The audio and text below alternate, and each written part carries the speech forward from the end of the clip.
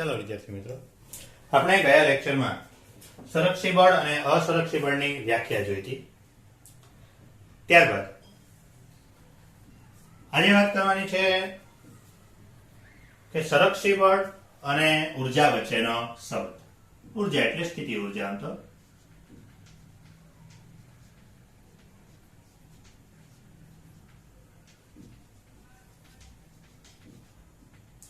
સંરક્ષી બળ અને ઉર્જા વચ્ચેનો સંબંધ. હવે વાત કરીએ સંરક્ષી બળ. સંરક્ષી બળ એટલે ગઈકાલે જે કીધું એમ કે એવું બળ હોય કે જે માર્ગ પર આધારિત ન હોય ને સંરક્ષી બળ કહેવાય. ગુરુત્વાકર્ષણ બળ છે, સ્પ્રિંગનું પુનઃસ્થાપક બળ છે, આ બધા સંરક્ષી બળ કહેવાય. તો ધારો કે કોઈ એક પદાર્થ પર ડેલ્ટા એક્સ જેટલું સ્થાનાંતર એફ બળ વડે બળની દિશામાં કરવામાં આવે છે. તો કે ધારો કે બળની દિશામાં જ એનો સ્થાનાંતર કરવામાં આવે છે, બરાબર, ડેલ્ટા એક્સ જેટલો સ્થાનાંતર. તો એ પદાર્થ પર થતું કાર્ય કેટલું? તો પદાર્થ પર થતું કાર્ય W. તો આપણે ખબર છે W બરાબર શું કરશું? બળ ગુણ્યા સ્થાનાંતર, બરાબર. બીજું, તથા યાંત્રિક ઉર્જા સંરક્ષણના નિયમ પ્રમાણે આપણે યાંત્રિક ઉર્જા સંરક્ષણના નિયમમાં કંઈક એવું કીધું હતું, યાંત્રિક ઉર્જા હંમેશા અચળ રહે, એટલે E1 બરાબર E2 થાય. તો E1 બરાબર શું? તો પ્રારંભિક ગતિ ઉર્જા વત્તા સ્થિતિ ઉર્જા. E2 એટલે શું? અંતિમ ગતિ ઉર્જા વત્તા સ્થિતિ ઉર્જા. ચલો K1 ને પેલી બાજુ જવા દો, તો K2 માઇનસ K1. U2 ને આ બાજુ આવવા દો.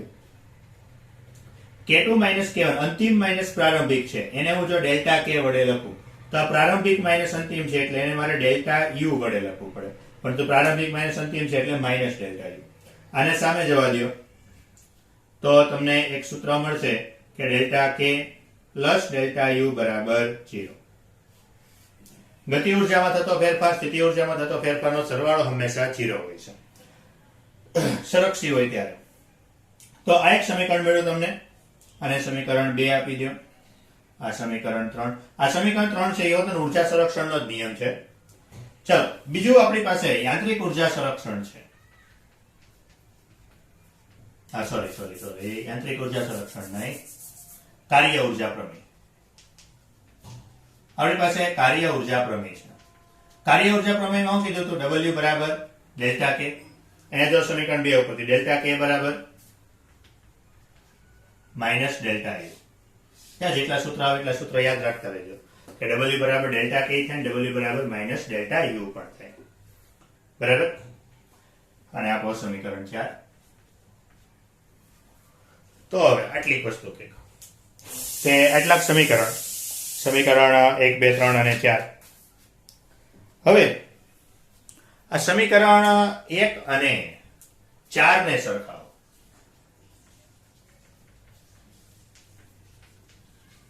તો 1 અને 4 પરથી W બરાબર 1 ડેલ્ટા x, W બરાબર માઇનસ ડેલ્ટા U. તો આના પરથી F બરાબર શું મળશે? Minus delta U upon delta x. આને લિમિટ લઈએ. હવે તો આવું આવડી ગયું હશે લિમિટ લેવા વાળું. લિમિટ લઈએ એટલે શું થઈ જશે? D થઈ જશે, માઇનસ du બાય dx. તો આ સંરક્ષી બળનું તમને સૂત્ર મળ્યું સ્થિતિ ઉર્જાના સ્વરૂપમાં, બરાબર. બીજું કઈ સૂત્રમાં બીજું કઈ નવું નથી. તો આના પરથી તમે એવું લખી શકો કે માટે સ્થિતિ ઉર્જા આ વિકલન છે, સામે જશે એટલે સંકલન થઈ જશે. K બરાબર du by dx. અને સંરક્ષી બળની વ્યાખ્યા પૂછે તમે એવું લખી શકો કે સ્થિતિ ઉર્જા છે કઈ? ગુરુત્વીય સ્થિતિ ઉર્જા. ગુરુત્વીય સ્થિતિ ઉર્જાનો સ્થાન સાથેનો વિકલન, સ્થાન સાથેના ફેરફારનું વિકલનનું ઋણ મૂલ્ય એવું દર્શાવે સંરક્ષી બળ, બરાબર. સૂત્રનો બહુ ઓછો ઉપયોગ છે, પરંતુ કદાચ ક્યાંક ઉપયોગ થતો હોય તો એક ધ્યાન રાખવું. તો આ એક સૂત્ર સંરક્ષી બળ માટે. સંરક્ષી બળ દ્વારા કાર્ય પૂછે તે બધા તો આપણા જે સૂત્ર છે બધા સૂત્ર લાગુ પડે. પરંતુ જે મહત્વની વસ્તુ છે તે મહત્વની વસ્તુ છે અસરક્ષી બળ દ્વારા થતું કાર્ય. જો સંરક્ષી બળ હોય ને એટલે હંમેશા ડેલ્ટા કે બરાબર પ્લસ ડેલ્ટા કે યુ બરાબર 0 થઈ જાય. એટલે હંમેશા E1 બરાબર E2 હોય કે હંમેશા પ્રારંભિક ઉર્જા બરાબર અંતિમ ઉર્જા હોય. તો મહત્વનું છે કે અસંરક્ષી બળ દ્વારા થતું કાર્ય. અસંરક્ષી બળ એટલે કેવું લેવાનું? તો કે ઘર્ષણ બળ. બરાબર.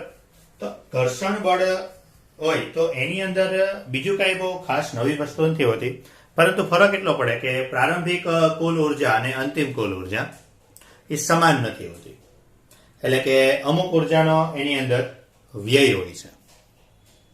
તો જેમ કીધું એમ કે અસંરક્ષી બળ હોય તો અસંરક્ષી બળની અંદર કાર્ય જે છે તે યાંત્રિક ઉર્જા જે કીધું એ સમાન નથી હોતી.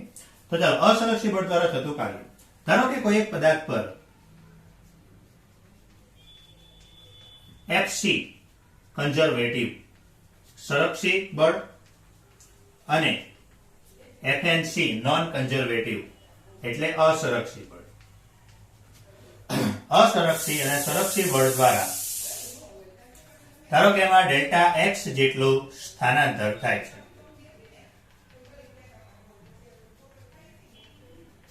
બરાબર.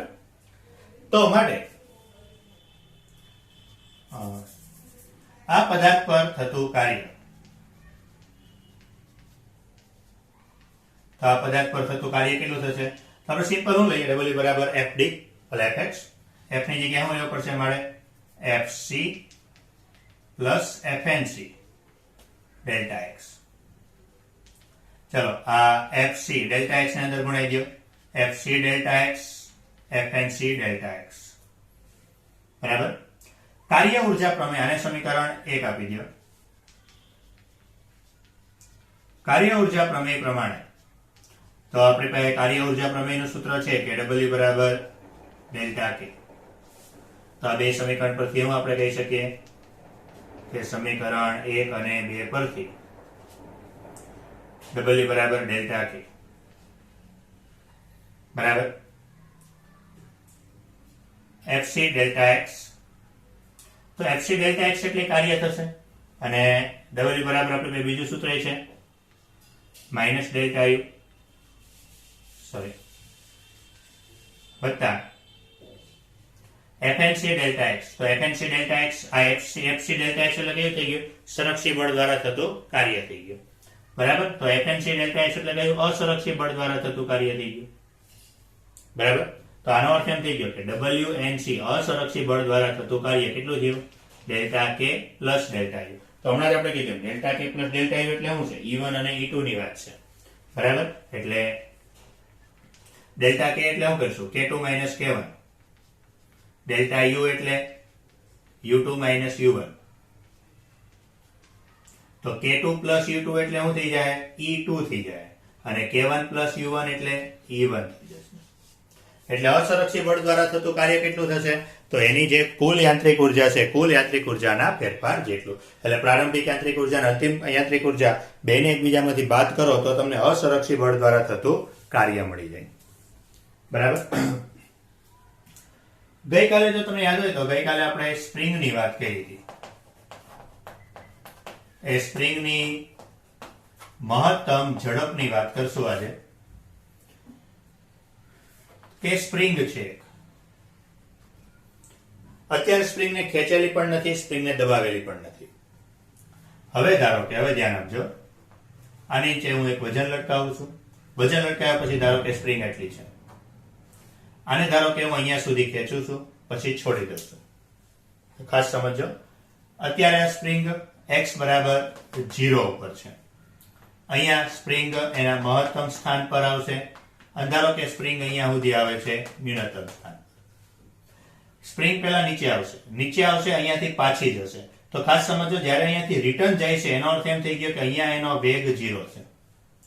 ઉપરથી રિટર્ન આવે છે એનો અર્થ એમ થઈ ગયો અહીંયા એનો વેગ 0 છે. બરાબર. એનો અર્થ એમ થઈ ગયો કે અહીંયા એની પાસે કોઈ ગતિ ઉર્જા નથી, અહીંયા એની પાસે કોઈ ગતિ ઉર્જા નથી, અહીંયા એની પાસે ખાલી ગતિ ઉર્જા છે. એટલે અહીંયા એનો વેગ મહત્તમ વેગ. સૌથી વધારે વેગ ક્યાં હોય? વચ્ચે હોય. બરાબર? તો એનો અર્થ એમ થશે અહીંયા આ જે બિંદુ છે, વચ્ચેનું જે બિંદુ છે, એ વચ્ચેના બિંદુ પાસે એની પાસે માત્ર ગતિ ઉર્જા છે, સ્થિતિ ઉર્જા નથી. કારણ કે સ્થિતિ ઉર્જા સૂત્ર ગઈકાલે આપણે જોયું હતું 1/kx². એટલે આ બિંદુએ માત્ર ગતિ ઉર્જા છે. અહીંયા બંને બિંદુએ માત્ર સ્થિતિ ઉર્જા હશે, ગતિ ઉર્જા નહીં હોય. બરાબર? એટલે ધારો કે આને આપણે A, B અને C બિંદુ લઈ લઈએ અને આના માટે જો વાત કરીએ તો A બિંદુ માટે એની કુલ યાંત્રિક ઉર્જા, તો કુલ યાંત્રિક ઉર્જા કેટલી થઈ જશે? જો વેગ 0 છે એટલે ખાલી સ્થિતિ ઉર્જા જ વધશે, એટલે સ્થિતિ ઉર્જા કેટલી? 1/kx². B બિંદુ માટે તો B બિંદુ માટે યાંત્રિક ઉર્જા કેટલી? તો B બિંદુ માટે x તો 0 છે એટલે સ્થિતિ ઉર્જા 0 છે, એટલે માત્ર ગતિ ઉર્જા વધશે. C બિંદુ માટે તો C બિંદુ માટે ખાલી x જ છે, વેગ 0 છે એટલે માત્ર સ્થિતિ ઉર્જા વધશે. બરાબર? એનો અર્થ એમ થશે કે અહીંયા ગતિ ઉર્જા છે, સોરી અહીંયા સ્થિતિ ઉર્જા છે. સ્થિતિ ઉર્જાનું ગતિ ઉર્જામાં રૂપાંતર થતું જશે, સ્થિતિ ઉર્જા ઘટતી જશે. એટલે અહીંયા આ બિંદુએ આવશે ત્યારે સ્થિતિ ઉર્જા 0 થઈ જશે, ગતિ ઉર્જા મહત્તમ થઈ જશે. પાછી ગતિ ઉર્જા ઘટતી જશે અને અહીંયા આવશે તે ગતિ ઉર્જા 0 થઈ જશે. સતત ગતિ ઉર્જાનું સ્થિતિ ઉર્જામાં, સ્થિતિ ઉર્જાનું ગતિ ઉર્જામાં રૂપાંતર થયા રાખે છે. તો એનો મહત્તમ વેગ કેટલો હશે? તો બહુ સિમ્પલ વસ્તુ છે. અહીંયા જેટલી સ્થિતિ ઉર્જા હતી બધી સ્થિતિ ઉર્જાનું ગતિ ઉર્જામાં રૂપાંતર થઈ ગયું. બરાબર? તો એનો અર્થ એમ થઈ ગયો કે A બિંદુની કુલ ઉર્જા અને B બિંદુની કુલ ઉર્જાને જો હું સરખાઈ દઉં તો મને, કારણ કે યાંત્રિક ઉર્જા સંરક્ષણના નિયમ પ્રમાણે કુલ ઉર્જા તો અચળ જ હોય, એટલે હું આવું કહી શકું EA બરાબર EB. તો A માં શું છે? 1/kx². B માં શું છે? 1/mv². 1/1 કટ. તો માટે તેનો મહત્તમ વેગ v ને કરતા બનાવી લો એટલે વર્ગમૂળમાં k/m × x. બરાબર? કોઈ વાર પૂછે મહત્તમ વેગ તો vm અને અહીંયા મહત્તમ સ્થાનાંતર. ક્યાંક એવું આવે સ્પ્રિંગ છે તો સ્પ્રિંગનો મહત્તમ વેગ કે મહત્તમ સ્થાનાંતર શોધો તો આ સૂત્ર મૂકી દેવાનું. નવો ટોપિક લેવાનો છે પાવર. આપણે અત્યાર સુધી કાર્ય અને ઉર્જાની ઘણી વાત કરી કે જ્યારે કોઈ પણ પદાર્થ ગતિ કરતો હોય છે તો કોઈ પણ પદાર્થ પર તમે કાર્ય કરો, ઉર્જા વ્યય થાય છે, ત્યારે એની સાથે સમયમાં પણ કંઈક ફેરફાર થાય છે. તમે કોઈ પણ કાર્ય 5 મિનિટ માટે કરો, એ જ કાર્ય 10 મિનિટ માટે કરો, એ જ કાર્ય અડધો કલાક માટે કરો, તો દરેકની અંદર જે તમારા શરીરમાં ચેન્જીસ થાય છે, તમારા શરીરની ઉર્જા વપરાય છે તે અલગ અલગ વપરાય છે. એનો અર્થ એમ થઈ ગયો કાર્ય કે ઉર્જાને સમય સાથે પણ કંઈક સંબંધ છે. તો આ એકમ સમયમાં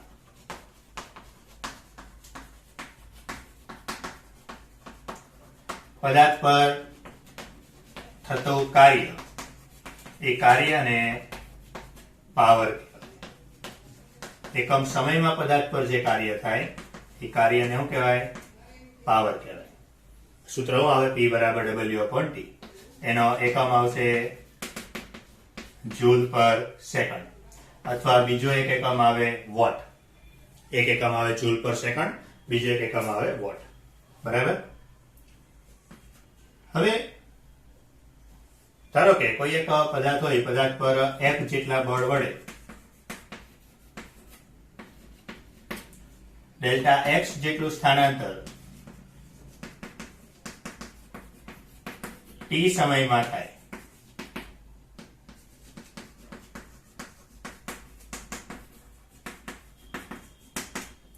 તો હવે P બરાબર જે આપણે કીધું W/T, તો W બરાબર આપણે કઈ સૂત્ર છે? F delta x.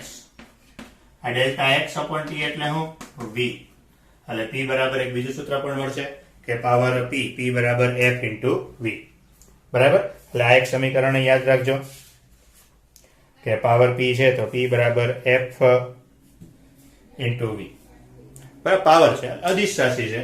અદિશ રાશિ છે એટલે તમે એને આ રીતે પણ લખી શકો F.V. જો F અને V વચ્ચે કોઈ ખૂણો હોય તો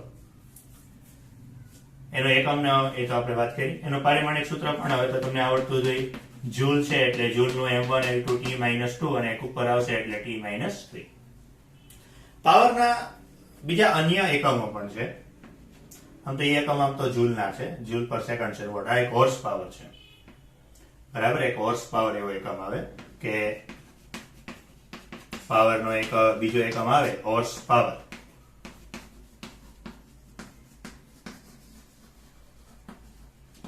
એક હોર્સ પાવર એટલે 746 વોટ થાય, બરાબર. બીજો એક એકમ આવે કિલો વોટ અવર.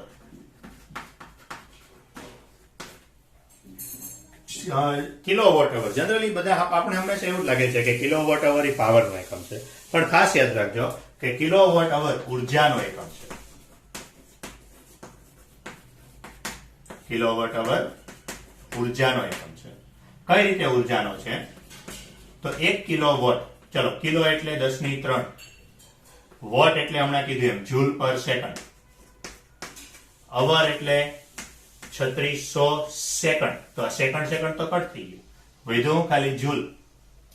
એટલે 1 કિલો વોટ અવર બરાબર 3.6, 3 ને બીજા 3 આવશે એટલે 10⁻3 જૂલ થાય, બરાબર. અને 1 કિલો વોટ અવર એટલે શું કહેવાય? યુનિટ. આપણે જે કહીએ ને કે ઘરે આટલા યુનિટ પાવર બિલ ભર્યું, એનો અર્થ એમ થયો કે આટલા એક યુનિટ એટલે આટલા જૂલ ઉર્જા થઈ. 3.6 ગુણ્યા 10⁻6 જેટલી જૂલ, એટલી ઉર્જા વપરાણી, એનો અર્થ એવો થાય, બરાબર. તો કંઈક અહીંયા સુધી. હવે નેક્સ્ટ લેક્ચરમાં આપણે સંઘાતની વાત કરવાની છે. આપણા ચેપ્ટરનો છેલ્લો ટોપિક, પરંતુ ઘણો મોટો છે. 2-3 લેક્ચર એના જોશે સંઘાતમાં, બરાબર.